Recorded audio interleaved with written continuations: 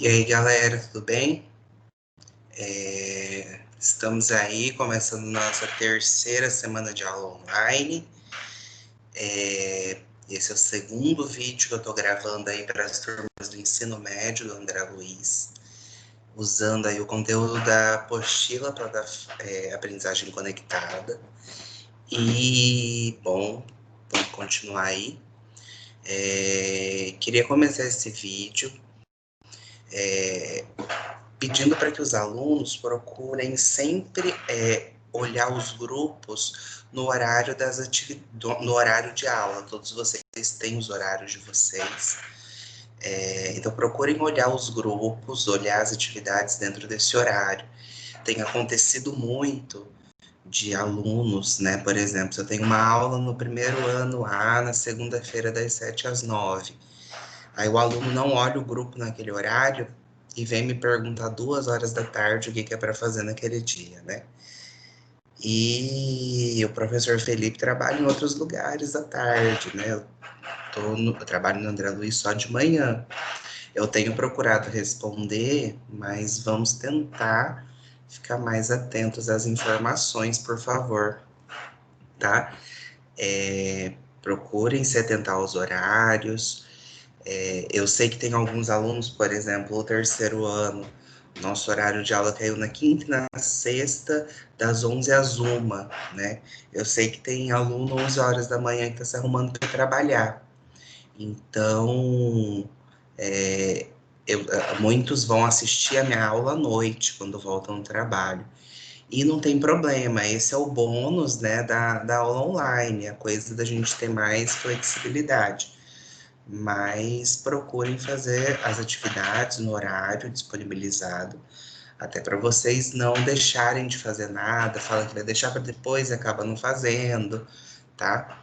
Lembrar mais uma vez que a presença de vocês na disciplina está relacionada à atividade, além da nota, é claro. Então, se você não faz, a gente que tem aula com todas as turmas 2 vezes na semana, né? Então, são 2 atividades toda semana.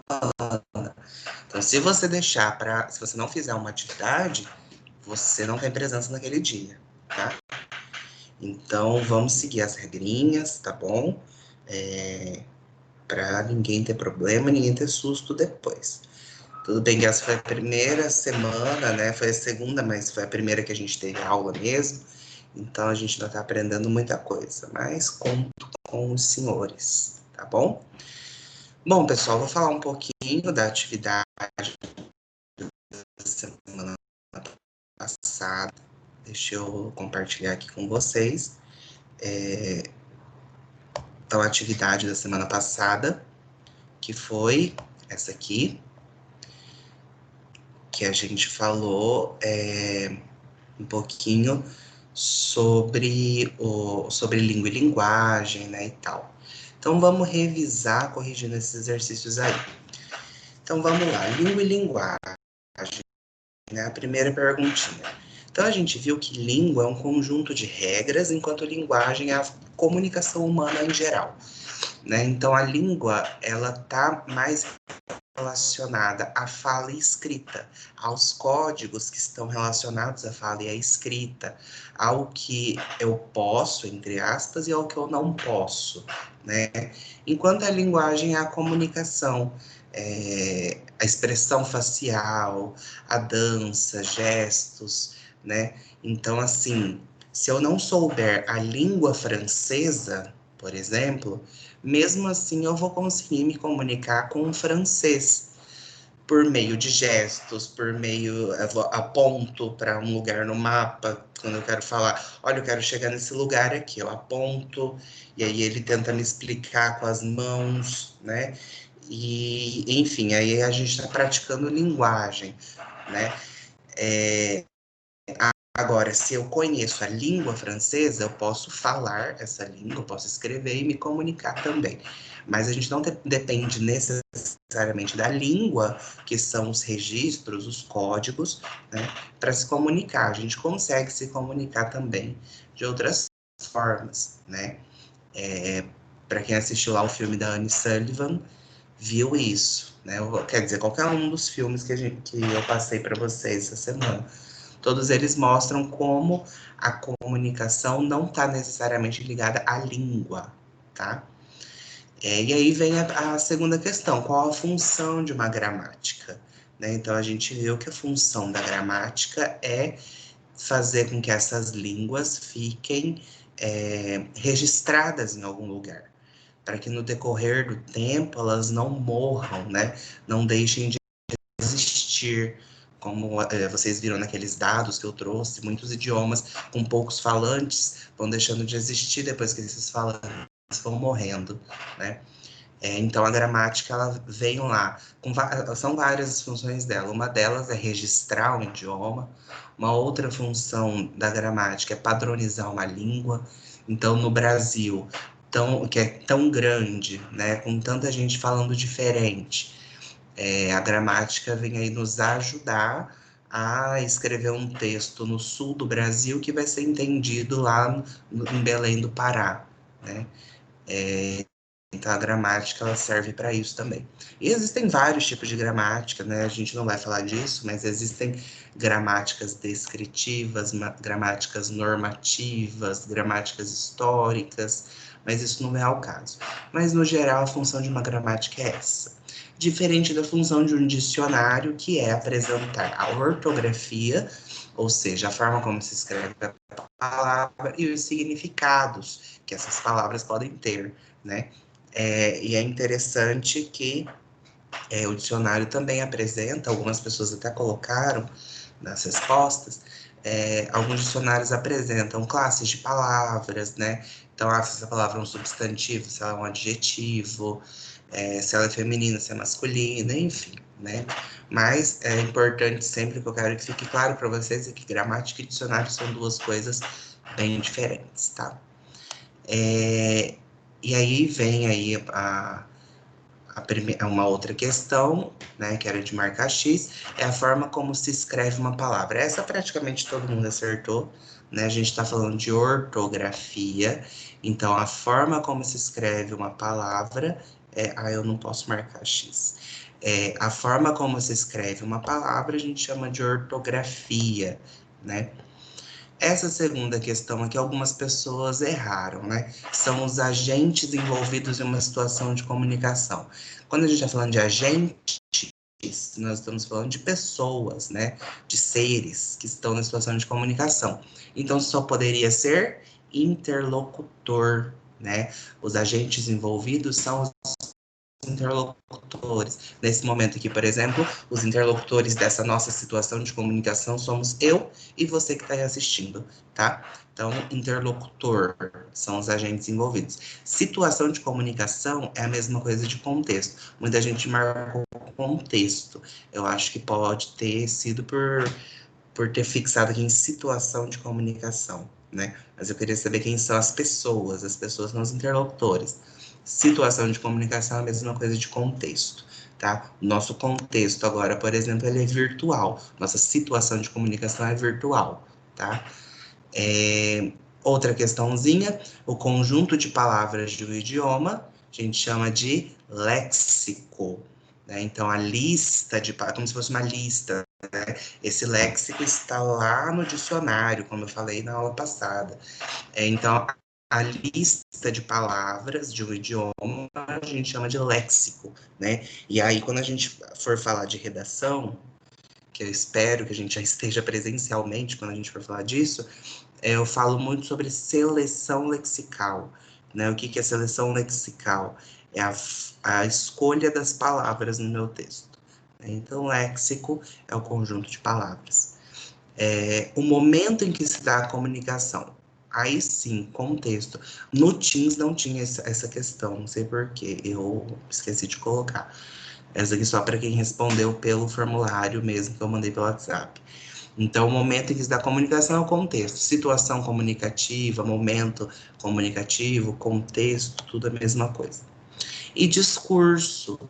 Discurso, muita gente acho que não deve ter assistido meu vídeo direito, né? Mas muita gente marcou que discurso é a fala de uma autoridade, né? Mas não, a gente falou que o discurso, a partir do que a gente viu, é aquilo que fica subentendido em um texto, né? Ou numa fala de uma pessoa. Isso é discurso. Vamos deixar isso mais claro nessa charge que eu pedi para vocês analisarem. Nessa charge, nós temos 3 perguntas. Então, vamos lá. Primeiro, analisando aí a charge, vocês têm uma mãe, né? A gente sabe que ela é mãe porque ela diz pronto, filhinha, então é mãe.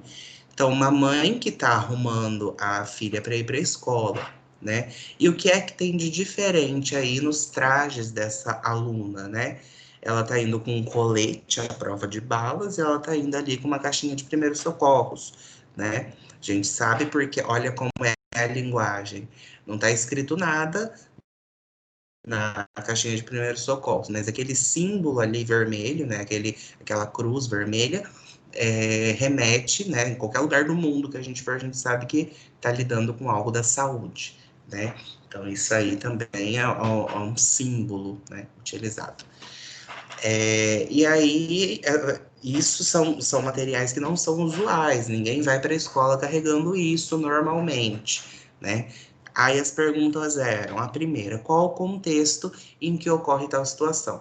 O contexto, muito simples, o contexto, ou no TIM estava, qual a situação comunicativa? É uma mãe arrumando a filha para ir para a escola, esse é o contexto, tá? Essa é a situação comunicativa. Os interlocutores, uma mãe e uma filha. E qual é o discurso presente? Ora, por que que a mãe está falando para a filha que ela já pode ir para a escola? Vejam essa palavrinha que a gente chama de marcador discursivo, já. Esse já quer dizer que antes ela não poderia ir. Quando ela fala agora você já pode ir para a escola, isso quer dizer que depois que ela passou por essa paramentação aqui, de colocar toda essa vestimenta, ela está pronta para ir para a escola. Então, qual que é o discurso? O que é que não está dito que, é, que faz com que eu analise esse texto, né? Primeiro eu preciso ter um determinado conhecimento de mundo. Então, se a gente abrir os jornais, né, a gente vai ver vários casos de crianças que foram assassinadas, né, que tomaram bala perdida, seja da polícia, seja de bandidos, enquanto elas iam para a escola, né? Então, aí a gente tem uma conversa muito clara com essa situação. Então, a gente tem aí uma crítica, né, a, a violência que as crianças sofrem ao irem para a escola. Então, a mãe arruma a criança para ir para a escola, e aí essa criança, ela muitas vezes não volta, não chega, nem chega à escola, porque ela toma uma bala perdida. Então, esse é o discurso. Não está dito, mas a partir dos elementos que a gente vê aí, a gente percebe isso, tá? Então, quando a gente está falando de discurso, a gente está falando disso, que não está dito. Em nenhum momento ela falou, minha filha, agora você está pronta porque a violência está muito grande, parará. Ela não precisa falar isso, mas a gente sabe, tá? Porque, por causa dos elementos que ela usa, por causa desse marcador discursivo já, né? Tudo isso faz com que a gente perceba essa crítica que ela está fazendo, tá? Que a Charge está fazendo, por meio dessa situação comunicativa aí, tá? Espero que tenha ficado claro. Também na nossa segunda aula, pedi para que vocês escolhessem um filme. Em algumas turmas eu dei só 2 opções, porque não tinham versões boas na internet, né? Mas alguns alunos conseguiram achar e assistiram. Vou de trás para frente, tá? Do mais antigo para o mais novo. Alguns desses filmes não eram mesmo fáceis de assistir, eu reconheço, dado o fato de eles serem mais antigos e tal, tá bom? Mas mesmo assim, vamos lá. Então vejam, o filme mais antigo era O Enigma de Caspar Hauser, né? Um filme de 70 e alguma coisa. E aí quem assistiu viu que é o caso de um rapaz, né? Que na Alemanha, que é entregue para uma família e ele passa a vida inteira sem ter contato com outras pessoas, então ele não desenvolve a habilidade da linguagem ali, né? Depois o segundo filme, o mais antigo, A Guerra do Fogo, que se passa aí é um filme dos anos 80, e se passa aí na pré-história, e aí vocês vão ver como é que se dá esse início da comunicação, né? É, anteriormente, a língua. Depois tem o filme Neo, que é um filme dos anos 90, mais próximo também, que também é a história de uma moça que não desenvolve a comunicação por estar, é, por estar isolada, né, de outros grupos. E o mais recentezinho, que foi o que quase todo mundo escolheu para assistir, O Milagre de Anne Sullivan, que é a história de uma menina que é cega, surda e muda, né, e aí ela vai desenvolvendo a, a, a professora dela, Anne Keller, desenvolve um método a partir do toque para ensinar a menina, né? É um filme muito emocionante, acho que de todos é o mais simples, mais fácil de assistir e tal.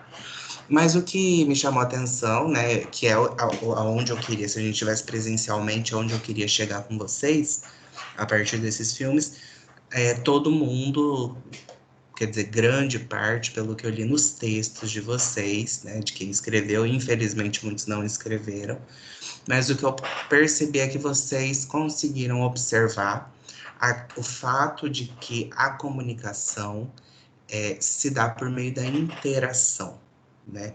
O que é interação? A partir da relação entre os falantes, né? Isso é bastante importante. É, é bastante importante que vocês percebessem isso. E vocês conseguiram perceber, fiquei bastante feliz de ver que a maior parte de vocês conseguiu ver isso, né? Que a comunicação está associada à interação entre as pessoas, entre os seres humanos.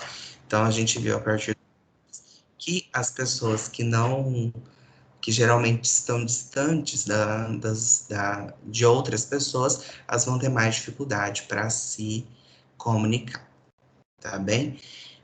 Então, a gente começa agora o nosso conteúdo da semana, tá? Só um minutinho.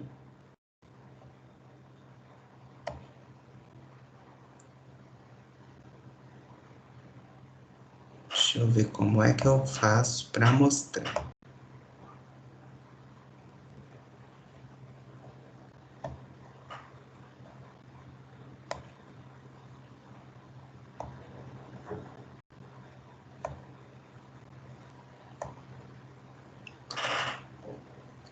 Só um minuto, esse é o tempo que vocês têm aí para beber água, enquanto eu consigo mostrar o material aqui. Consegui. Então vamos lá. Bom, eu vou falar com vocês então hoje sobre a organização de uma gramática, como é que uma gramática se organiza. Um assunto bem levezinho, bem rapidinho, tá bom? Então vamos lá. Se vocês pegarem a gramática, qualquer gramática, e até os livros didáticos de português, em geral, eles vão ser divididos em algumas partes, tá? Para que o estudo da língua seja mais simplificado. Essas partes são as mesmas em qualquer idioma. Então, se você vai estudar francês, italiano, alemão, russo, você vai estudar essas partes também. Então, vejam só, quais são geralmente essas partes? A língua funciona como uma camada, com várias camadas, então a gente vai estudando do menor para o maior. Então, o menor, a fonética e a fonologia, depois a morfologia, a sintaxe e, por último, a semântica e a pragmática. No ensino médio, vocês estudam fonética, fonologia e começam morfologia no primeiro ano. Depois, no segundo, vocês estudam a morfossintaxe, que é a mistura da morfologia com a sintaxe. E lá no terceiro ano, o foco é a sintaxe e a semântica pragmática. Só que também a gente vai vendo pontos dessas outras em vários momentos da escola, né? Enfim, e vamos ver o que é que cada uma estuda, né? Então, a gente vê do menor para o maior. Então, a fonética e a fonologia estuda som, que é a menor parte do idioma. A morfologia estuda a palavra. A sintaxe estuda a frase. E a semântica e a pragmática, que são coisas diferentes, mas aqui no ensino médio a gente vai fazer de conta que elas são a mesma coisa. A semântica e a pragmática vão estudar para além da frase, o sentido das coisas, né? O sentido a partir do conhecimento de mundo e tal. Então, olha lá. Fonética e fonologia. A fonética e fonologia é o estudo dos sons. O que é que entra no estudo dos sons? No estudo dos sons entra a ortografia, ou seja, como é que uma palavra vai ser escrita, porque isso tem a ver com som. Silabação, o que é silabação? A sílaba, como o primeiro ano vai estudar, né, conteúdo do primeiro ano, a sílaba é uma parte da palavra que é emitida num som só. Então, quando eu digo, por exemplo, casamento, como que eu sei que casamento tem 4 sílabas? Porque eu consigo emitir 4 sons. Eu falo ca, falo za, falo men, falo to. Então, eu consigo emitir, abrir a minha boca 4 vezes, né? Provavelmente a tia de vocês lá do prezinho, quando ensinou vocês a separar a sílaba, ela falava assim: ah, a palavra tem a quantidade de sílabas de uma palavra e a quantidade de vezes que eu abro a boca, né? Então, café, eu abro a boca 2 vezes, então eu tenho 2 sílabas. Felipe, eu abro a boca 3 vezes, eu tenho 3 sílabas. E assim vai, né? E aí, os professores de português ficam enlouquecidos com as crianças, do ensino médio, inclusive, que na hora que vão escrever não conseguem separar a sílaba direitinho, né? Aquela coisa toda. Quem já foi meu aluno sabe que eu encho o saco por causa disso. Também dentro da fonética e da fonologia, a gente estuda a prosódia. O que é prosódia? A prosódia vem de prosa e é o estudo da forma como se fala uma palavra, né? Então, por exemplo, se você abrir a gramática na seção de prosódia, que fica bem no comecinho das gramáticas, vocês vão ver, por exemplo, que a gente fala muitas palavras de modo errado. Por exemplo, então, a palavra que a gente usa muito que é a palavra recorde, né? Então, fulano bateu o recorde de alguma coisa, tará, tará. Na verdade, a pronúncia correta dessa palavra é recorde, né? Recorde. Ela é uma paroxítona e não uma proparoxítona, né? Então, a prosódia vai estudar como é que uma palavra deve ser pronunciada, tá? É uma parte bastante interessante, a gente descobre várias palavras, né, que a gente percebe que fala de modo errado, tá? A prosódia fala disso. E um outro assunto estudado na fonética e na fonologia é a acentuação. Como é que se acentuam as palavras, né? Lembrando que no português nós temos 2 acentos somente, que é o acento agudo e o acento circunflexo, né? O tio não é um acento, a crase, né, o acento agudo, o acento grave não é um acento, enfim, nós temos 2 acentos em português e eles são marcados, são estudados pela fonética e fonologia, né? E outras coisas também são estudadas pela fonética e fonologia, é uma área bastante interessante, eles também estudam sotaques, eles estudam os dialetos, estudam coisas relacionadas ao som que a gente emite, né? E claro, cada idioma vai ter um sistema de sons diferentes, né? Quem já estuda inglês em algum momento da vida, vê lá, por exemplo, a palavra thank you, né? Significa obrigado. Esse TH do inglês, todo mundo que aprende inglês tem uma dificuldade tremenda para pronunciar. Por quê? Porque é um som que não existe no português. Algumas pessoas falam thank you, né, com som de F, outras falam thank you com som de T, mas não é nenhum nem outro, é um som que não tem no português. Então, nós brasileiros temos muita dificuldade de pronunciar. Assim como vocês já devem ter visto piadinhas sobre isso, de um chinês ou um árabe aprendendo português. né? No chinês e no árabe não existe o som R, esse som do R entre vogal, de caro, para e assim vai. Não existe esse som para eles, por isso que quando um chinês ou um árabe vem para o Brasil, eles não falam caro, eles falam calo, né? Eles não falam para, eles falam pala. E assim vai, porque é um fonema, né? Um som que não existe no idioma deles. Então, sempre isso vai existir. É igual as pessoas falam do francês. No francês, tudo tem que fazer biquinho, ou tem aquele R que sai da garganta, que a gente estranha porque não tem aqui no português, né? Aí coloquei aí, olha lá as duas galinhas falando popopó, popô, né? É uma brincadeirinha aí, né?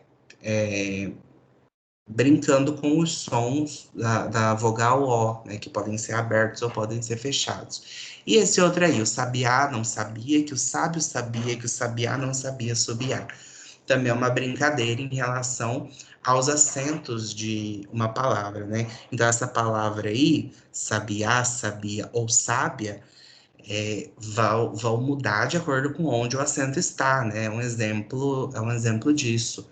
Então, se eu digo sabiá, eu coloco o acento no último A, é um passarinho. Se eu digo sabia, não tem acento nenhum, eu estou falando do verbo saber, no passado. Eu sabia alguma coisa. E sábio, né? Aí é um substantivo, é uma pessoa que sabe muito alguma coisa. E aí, só para a gente ver, tem esse exemplo dessa música que muitos alunos meus já viram, que a música Segue o Seco, da Marisa Monte, em que ela vai falar sobre a seca do Nordeste, ela vai brincar muito com os sons. Então ela fala, segue o seco, sem sacar que o caminho é seco, sem sacar que o espinho é seco, sem sacar que seco é o ser sol. Então, se você for perceber, a gente tem a recorrência do fenômeno segue o seco, sem sacar, seco, sem sacar, espinho seco. Esse som ele é recorrente. Assim como o som né? Também é recorrente. Seco, saca, que, caminho, seco, né? E várias vezes vão aparecendo esses sons. Isso é uma figura de som, né? Que a gente estuda, alguns alunos meus já estudaram, que se chama aliteração, que é a repetição de um som, né? De um som de consoante. E aí essa repetição do som, ela dá um efeito nessa música, né? Já que a música está falando de seca, esse vai lembrando tudo aquilo que remete à seca, né? Então, como se fosse um galho seco quebrando, como se fosse aquele barulho da terra, da terra quente, né? O som do casco de um cavalo batendo naquele chão que vai se quebrando por causa da seca, né? Então, a repetição desse som vai criando toda essa ambientação. Então é uma música muito rica, né? Depois vocês procurem no YouTube, assistam o vídeo, conheçam mais a letra, e aí ela vai fazendo essa brincadeira do som. Trouxe esse exemplo só para vocês conhecerem, né? Como é que a gente usa o som, né? O estudo da fonética, por exemplo, na poesia, tá? Então, além da fonética, a gente tem a morfologia. Morfologia, que é o estudo da palavra. Então, fonética, fonologia, estudo do som, morfologia, estudo da palavra. Então, o que a gente estuda na morfologia? A gente estuda formação de palavras. Então, quem foi meu aluno ano passado no nono estudou muito sobre sufixos, prefixos, radicais, desinências, processos de derivação e assim vai. Isso se estuda na morfologia, é conteúdo do primeiro ano do ensino médio também, tá? Formação de palavras, como é que uma palavra se forma, tá? Então, eu tenho a palavra feliz, por exemplo. Eu posso acrescentar um prefixo in, e aí a palavra feliz se torna infeliz. Ou eu posso acrescentar um sufixo idade, e aí a palavra feliz se torna felicidade, né? Ou posso juntar as duas ao mesmo tempo e a palavra feliz vira infelicidade. É isso que a formação de palavras estuda. Também é na morfologia que a gente estuda a classificação das palavras, como é que uma palavra é classificada. E isso vocês têm, quem foi meu aluno no segundo ano, do ano passado, nós estudamos praticamente o ano inteiro, e quem está no segundo esse ano vai estudar também muito as classes de palavras, que são 10, não podemos esquecer, são 10. Substantivo, aquela classe que dá o nome aos seres, né? Adjetivos, que classifica os seres, qualifica eles, né? Artigos, o a, os, as, uma, uns, umas, numerais, aqueles que quantificam um substantivo, pronomes, preposições, conjunções, verbos, advérbios e interjeições. Então, essas são as 10 classes de palavras, né, que vocês podem ir dando uma olhada já. E também se estuda na morfologia lexicologia. Lembra de léxico, que é o conjunto de palavras? Então, é a morfologia que estuda a dicionarização, ou seja, uma palavra que deixa de existir, ou uma palavra que passa a existir, que não existia, as pessoas passam a usar. Uma palavra que muda de sentido no decorrer do tempo. A gente vai falar bastante disso a partir da nossa próxima aula, sobre a mudança das palavras, né? A mudança linguística, a variação linguística. Então, com o tempo, as palavras mudam de sentido, né? Um exemplo disso é a palavra resenha, que até alguns anos atrás, quando você falava de resenha, você estava falando de um texto, né? Então, você escrevia uma resenha. Hoje, resenha não é mais só texto. Resenha também é uma festa, um encontro de amigos. Provavelmente, logo, logo, os lexicologistas vão acrescentar esse sentido a essa palavra, né? Então, a gente já vai encontrar no dicionário resenha como sinônimo de festa.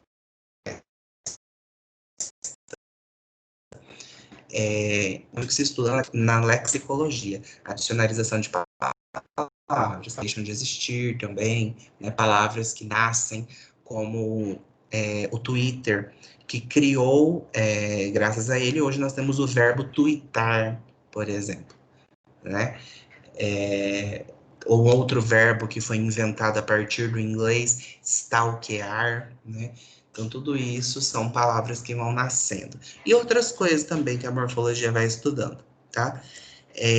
Olha esse exemplo aí. A gente tem a primeira chargezinha,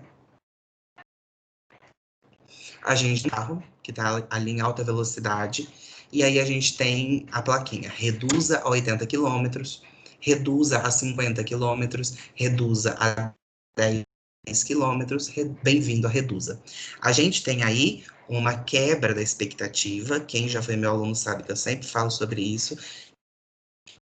que é o humor em qualquer expectativa, ou seja, você espera que uma coisa aconteça, mas acontece o contrário. Então aí a gente tem a plaquinha, reduza, reduza, reduza, a gente entende que a plaquinha está passando uma informação, né, de que um conselho, né, uma ordem, talvez, de que é necessário reduzir a velocidade do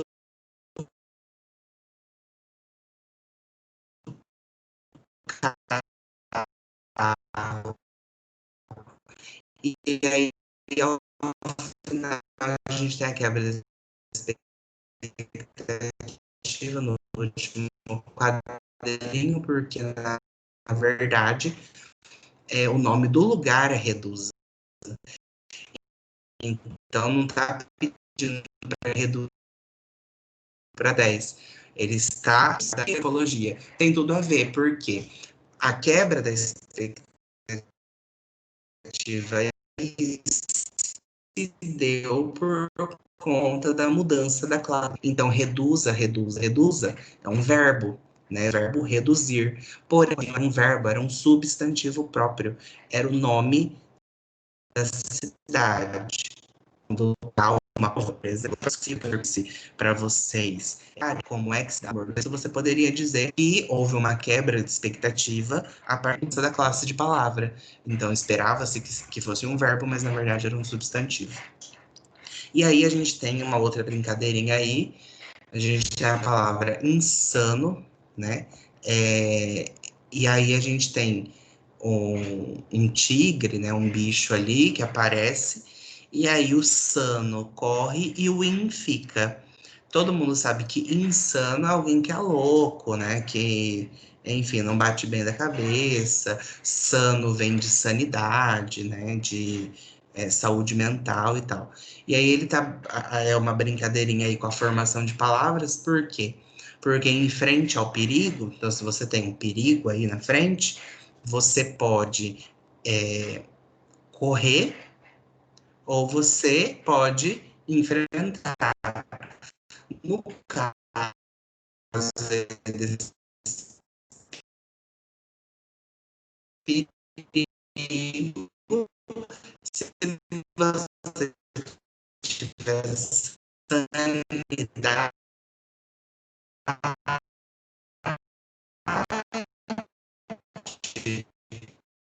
você corre. Se você não tiver, fica olhando lá, espera o leão lá te comer. Né?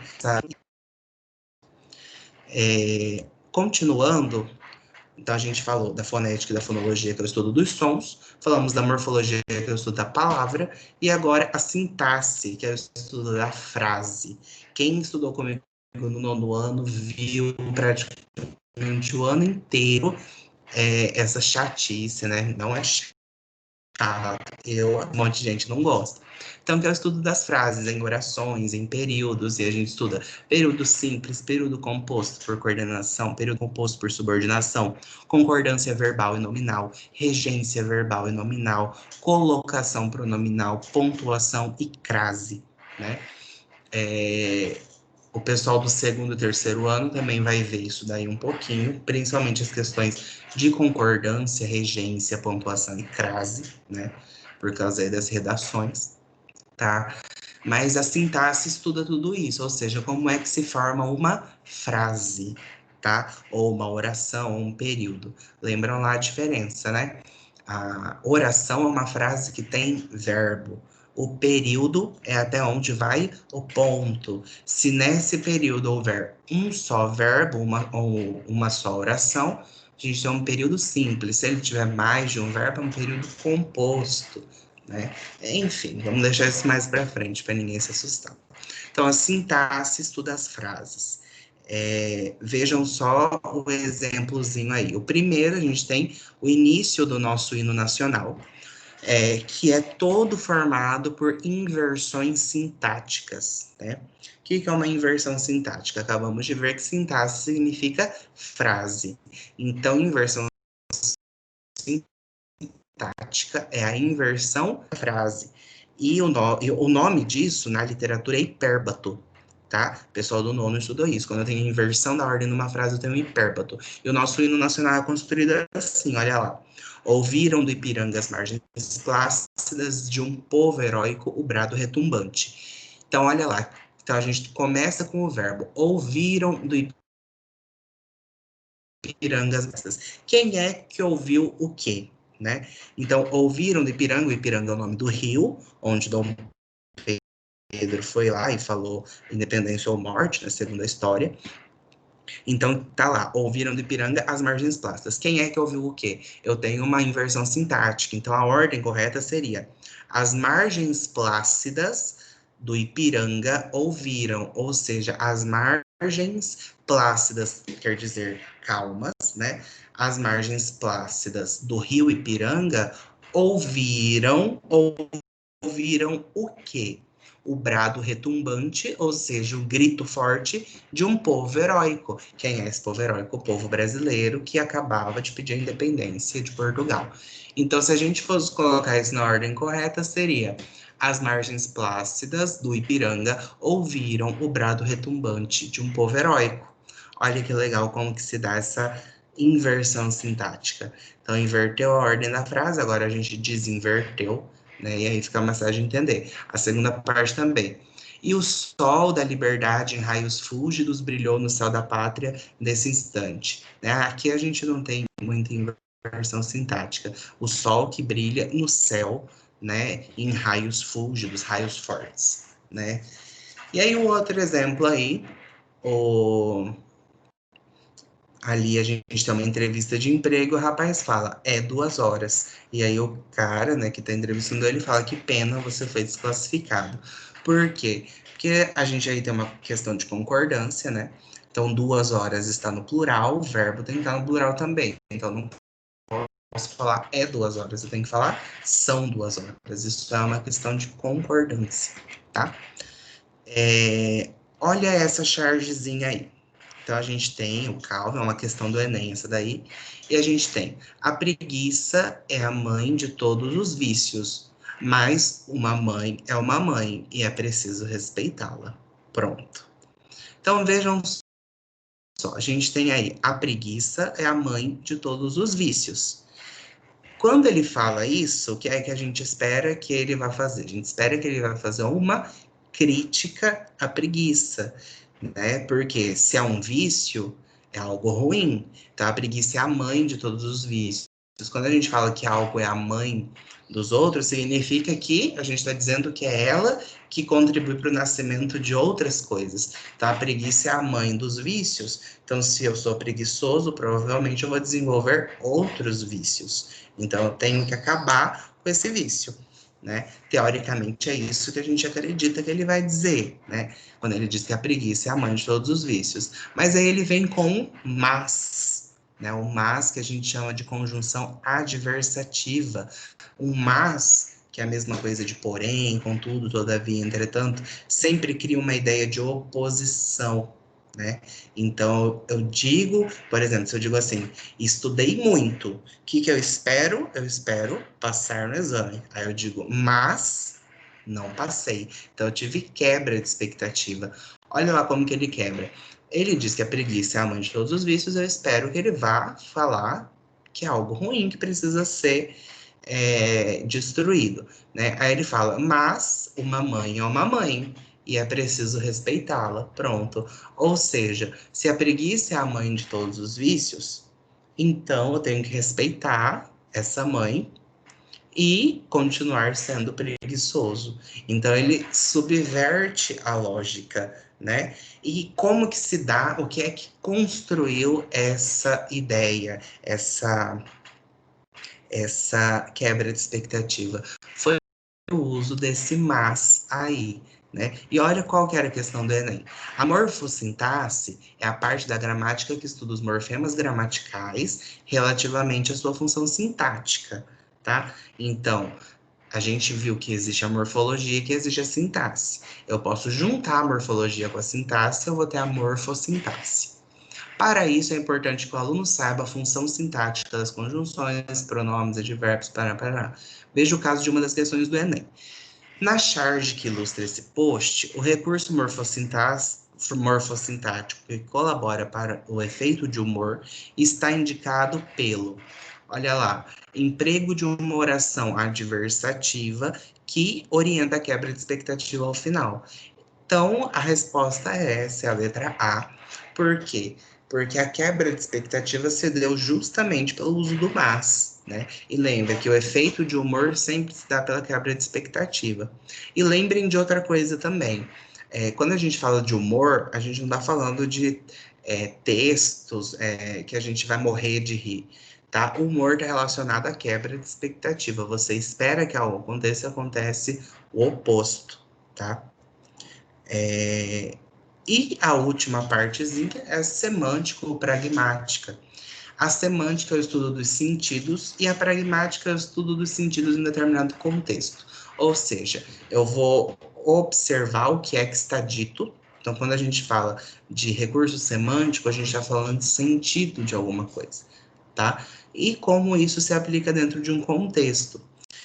Então, por exemplo, vejam essas imagens. Na primeira imagem aí, a gente tem um monte de homenzinhos com uma chavezinha igual daqueles brinquedinhos que você gira a chave e eles saem andando.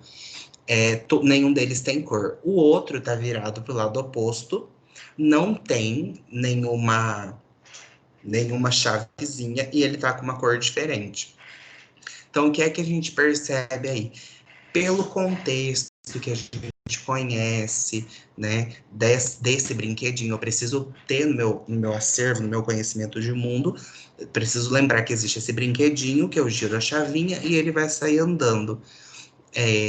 Isso aí mostra o que? É uma crítica ao fato de a maioria das pessoas serem guiadas, né, por outras, seja por outras pessoas, seja pela mídia, seja pela política, seja pela religião, seja pela família, ou seja, são pessoas que são guiadas por outras. E aí esse rapazinho mais escuro seria aquele que não segue o que as pessoas, o que o mundo diz. Ele segue aquilo que ele acredita ou segue algo que é diferente do geral, né? Na segunda imagem, a gente tem aí duas crianças puxando coisas diferentes.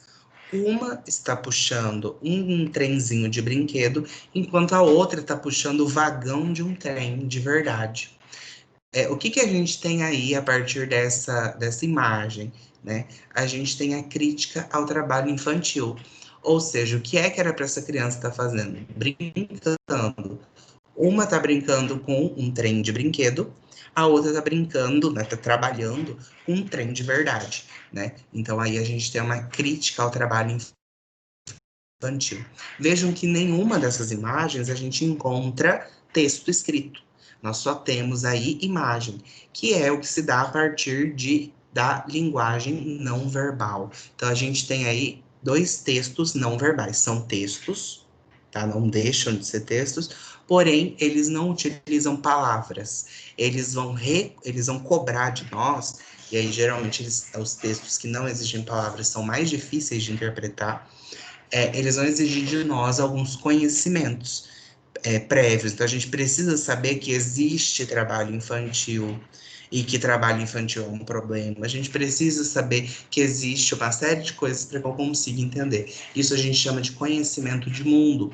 Então, para que eu interprete um texto, eu preciso ter conhecimento de mundo, que é aqui que a gente chama de pragmática, né? Que é o estudo dos sentidos a partir do contexto. Se eu não conheço o contexto, eu não consigo interpretar o texto. Daí a importância, criançada, de vocês lerem de tudo, assistirem de tudo, conhecerem de tudo.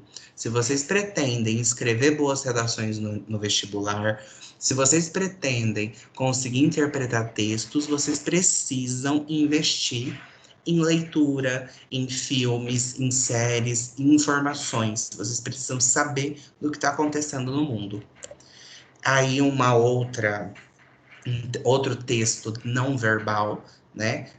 Aí a gente só tem a imagem, dá para a gente observar que, pelo que a gente conhece, né, de ver na TV e tal, aparentemente é o Rio de Janeiro. Vocês podem ver a praia, lá no fundo um morro, e a gente vê que é uma favela, porque a moradora está no plano alto, né? E a gente vê que as casinhas estão crescendo, como a gente vê na TV, ou quem já foi no Rio de Janeiro já pôde ver, né? E ela está estendendo roupa,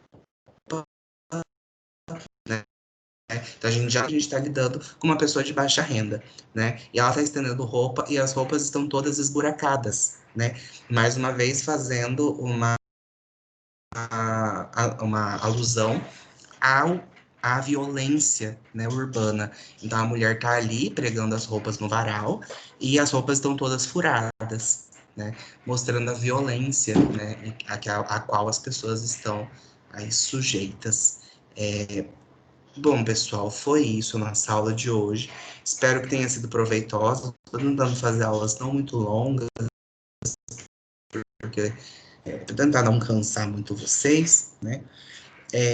Estudem, se precisar assistir esse vídeo mais de uma vez, assistam, tá? Se precisar tirar dúvida no privado, tire, mas vamos tentar estudar da melhor forma possível, mesmo que seja à distância,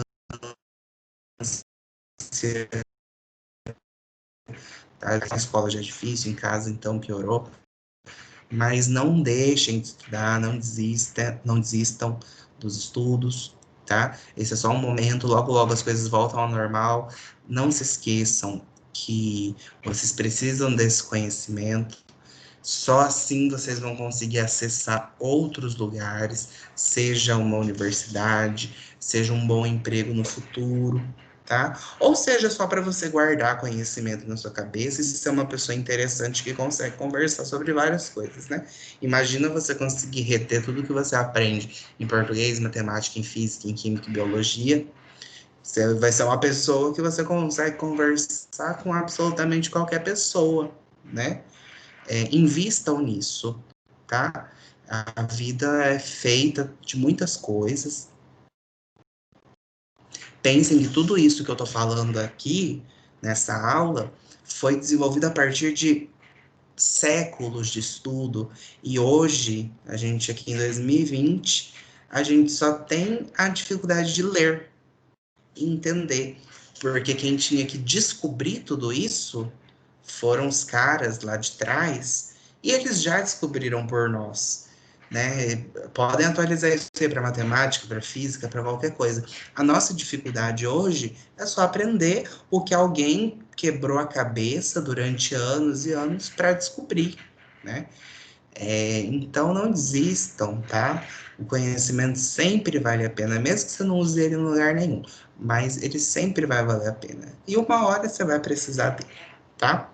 Então, um abraço a todos. Vou deixar os exercícios da aula de hoje, tá? Também no Teams, lá na aba Tarefas, atividade 3, relacionada a essa atividade de hoje, tá? A esse vídeo de hoje. E para a próxima aula a gente tem um outro vídeo, tá bom? Um abraço, tchau, tchau.